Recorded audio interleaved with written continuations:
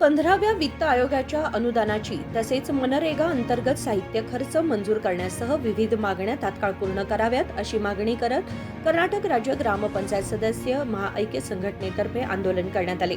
येथील सुवर्ण विधानसौध जवळील सुवर्ण गार्डनमध्ये धरणे आंदोलन करून 2025-26 या वर्षातील 15व्या वित्त आयोगाचे अनुदान अद्याप मंजूर झालेले नाही, ते तात्काळ मुक्त करावे।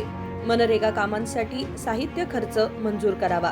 ग्रामपंचायतींवर भार होत असलेल्या ग्रंथालय पर्यवेक्षक, घन कचरा व्यवस्थापन केंद्रांमध्ये कार्यरत संजीवनी संघाच्या महिला कर्मचाऱ्यांचे तसेच अंगणवाडी कामगारिणींचे मासिक वेतन शासनानेच भरणे आवश्यक आहे अशी मागणी करण्यात आली।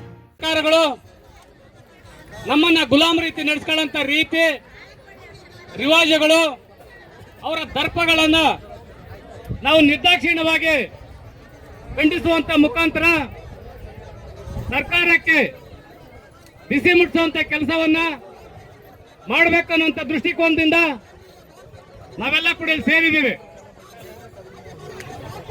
ಕಳೆದ 5 ವರ್ಷಗಳಿಂದ ನಮ್ಮ ಈ ಸ್ಥಳೀಯ ಸರ್ಕಾರವು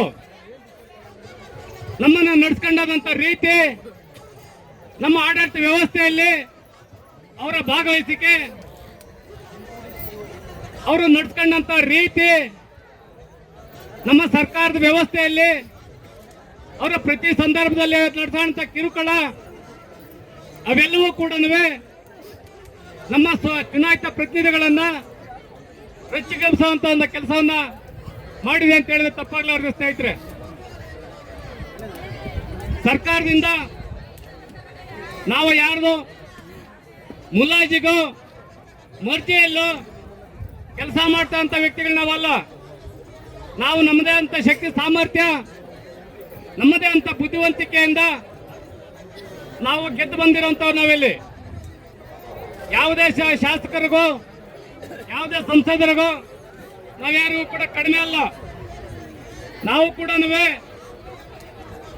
ಶಾಸಕರೇನೆ, ಆ ಸರ್ಕಾರದ ಸಂಸದರೇನೆ। ಈ ದೃಷ್ಟಿಕೋನದಲ್ಲಿ ನಮ್ಮನ್ನ ಅರ್ಥೈಸಿಕೊಂಡಿಲ್ಲ ಕಾಳ ಸರ್ಕಾರಗಳು।